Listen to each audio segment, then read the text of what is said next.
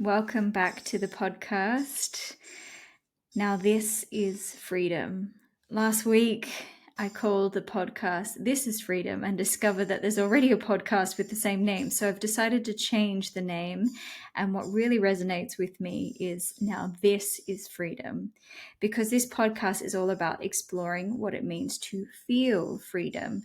Because freedom means different things for different people, but for everyone, freedom stems from the feeling you have within. It starts inside you and ripples out to the external world. So, new podcast name. Now, this is freedom. There's some really noisy cockatoos outside my window, so hopefully that's okay. And there's some plumbers renovating a bathroom upstairs, but this is my one moment where I don't have children around and I can really focus on the podcast. So if you hear any other noises, I'm sorry, my life is just crazy with little children around. But hey, I'm conscious of your time. So let's just jump into today's topic. Today, I want to talk to you about generational healing and freedom. So I'm a mother, and I know that there's a lot of parents out there that feel like they don't want to repeat the same mistakes as their parents. There's a lot of awareness about trauma and triggers and how many of our triggers and trauma stems from childhood wounding, and they're like really adamant that they're not going to pass that on to their own children. So, as always, I'm going to begin with a story. So, I became a mother in 2020 in London, in the UK, and it was the pandemic, and my birth family, live in Australia. And so I did the whole process of pregnancy and birth with just my partner and me. And I had a lot of sadness at the time that my own mother wasn't there to support me as I went through this huge transition in my life. But at the same time, I was also grateful that we were kind of cocooned within the pandemic inside, just my partner and me, and we could work out our own way of parenting, what felt really good for us, which is quite different to both of our mothers. And then after when my daughter was about 2 years old, I started receiving holistic pelvic care. It started because I had symptoms of prolapse when she was about 9-10 months old. And I was on this journey of discovering, well, not only healing my prolapse symptoms, because prolapse comes in various degrees, and luckily for me, they treated me based on my symptoms, because some people are walking around with prolapse and don't even realize it.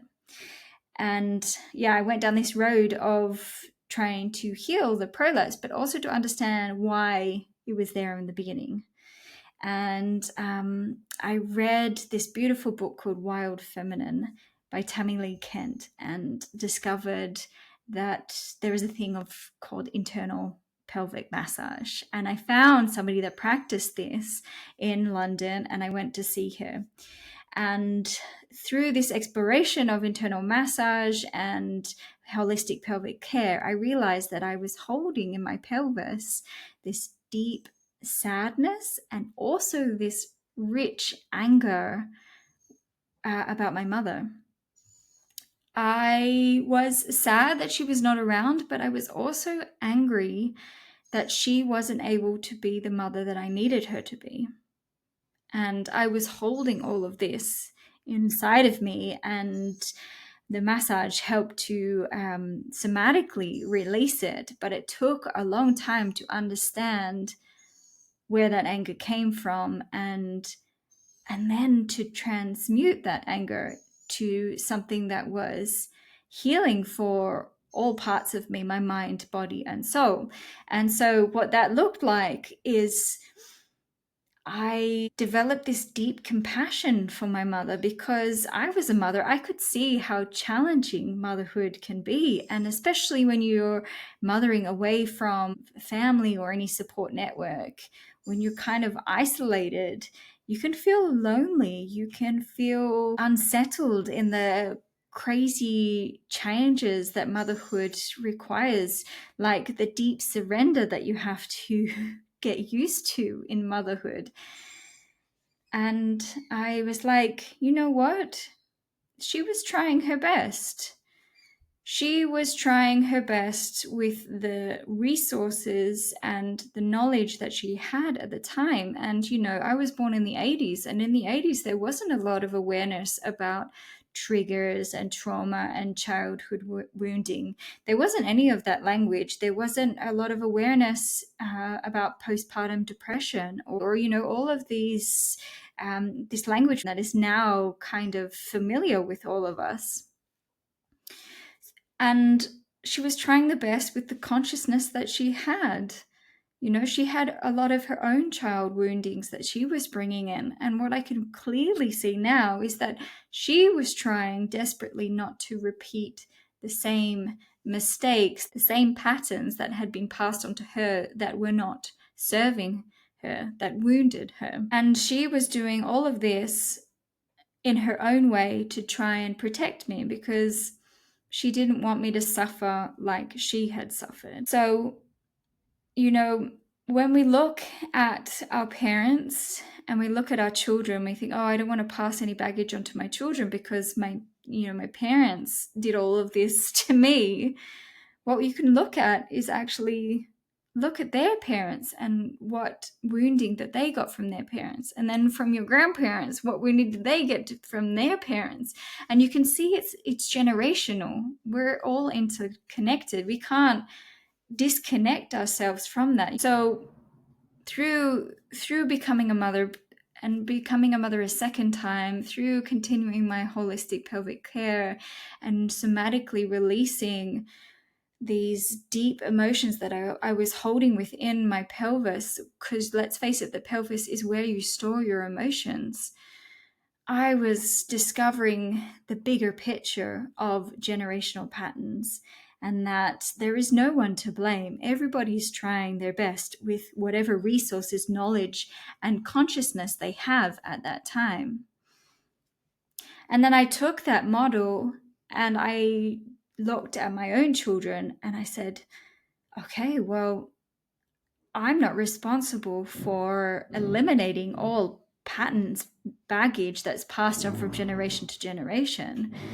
Why? Because I'm human and a lot of what comes out is subconscious, but also because, let's face it, if my mother wasn't who she is, then I wouldn't be the woman I am today. And if I'm not who I am, then my children won't be, my girls won't be the women that they will become. And so if I eliminate all of the patterns, then I deny them the growth that they need in life, because life is all about growth. And, the woundings that you take from childhood are very specific for the lessons that you need to learn in life. If we want to look into this even further, I have an older sister and we are very different, but we were raised by the same parents, but at different times. Our parents' life situation was very different. Their financial situation was very different. Their health situation, the intimacy that they had between them, the living arrangement, where they lived, the country that they lived in, the state that they lived in, it was all very different. So you have this environmental factor that plays when you are born. And there is massive brain development that happens in the first 3 years of your life and all the way up to 7, and your brain keeps growing until you're about 21. But from 0 to 7 is when you're developing the prefrontal cortex and you don't have any logical control over your behavior. But it's 0 to 3 where you're developing your emotional state. And the emotions sit in your body for a very long time, and they, you develop the pathways to express your emotions. You can see that very clearly with toddlers who are very, very emotional and they don't know how to control their emotions. And it can be quite scary to have this intense sensation in your body and not know what to do with it. And there wasn't a lot of education at the time that, that this is what's happening in a child's brain. In fact, there was more this cultural understanding that the child is being disobedient and having a tantrum and therefore should be separated and punished. That's what is happening culturally. So you've got your environmental surroundings that's happening. You've got your cultural understanding what's happening in the collective. And then you've got your personality. So the way that I absorb the world, interpret the world, is very different to the way my sister interprets the world, because our personalities are different and our life paths are different. The lessons that we need to learn in order to grow are different. So the survival mechanisms that we choose to deploy when we were children so that we fit in with the family unit, because that's evolutionary, it's for our survival to fit in, we will change ourselves or do whatever we need to do to fit into the unit, we're very different. And so the woundings that we carry into adulthood is very different. And the lessons and the learnings that we are discovering as we get older and older and have our own children, and the patterns that we see are repeating in our own children, is very different. So this means that we bring similar but different wounding into our adult lives based on the family that we came from.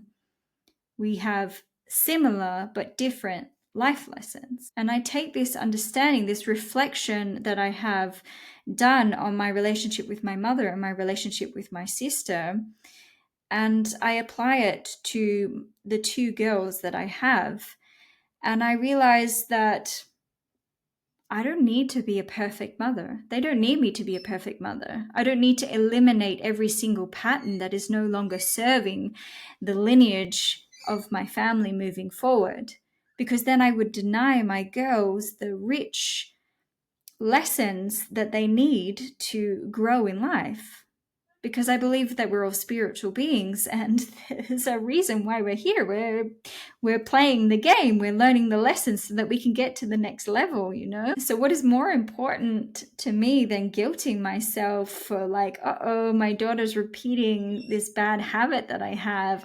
She's saying the same things. Oh my God, I'm turning out like my mother, and my mother is turning out like her mother. And this is so bad.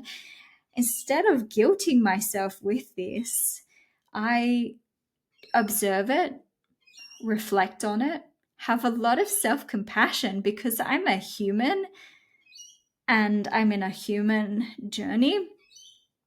And then I continue to improve. I repair and then I improve. And so what is more important to me than guilting myself is living by my own values, not by the values that were given to me or the fear that was given to me by my ancestors before me. I want to see my girls grow up into resilient, dynamic, joyful, sensuous women. And I know that my mother just wanted me to be happy. And she was doing what she thought was best to ensure that I was happy as a child. And I am happy. I'm so grateful for everything that she has given me, the good and the bad, because this is how I'm transmuting my life. And it's how I'm recognizing what is no longer serving our family and what would be more beneficial for our lineage moving forward. So the reason why I wanted to share this story with you, to open up so vulnerably about my reflections with my own family, is because there is such freedom in knowing that you're not responsible for clearing generational patterns. You're not responsible for making people happy. You're not going to damage your children. They're going to take what they need, the good and the bad, in order to grow in life. And all that they need to see you is you showing up as yourself in all your humanness, in all your rawness, and riding the waves of life. And that's something so beautiful to model to your children. And the generational healing comes not from trying to eliminate patterns, but by having compassion for the people that came before you, because they were always trying their best. Always trying their best with the resources, the knowledge, and the consciousness they had at the time. You're not a victim of your circumstance. You are given lessons to empower you to become an even richer human being, to have so much more freedom within you when you transmute those lessons, those challenges that you were given. Now, this is freedom to me. Freedom to free myself from the responsibility of making my lineage perfect. Freedom to actually just be myself. And I think that's what my ancestors want. I think they just want me to be free and not have to try and live for other people, or not try and focus my life on not repeating the past. Just to be present in the moment and see what happens in the future. Let's see where it goes. Now, this is freedom. Don't you agree?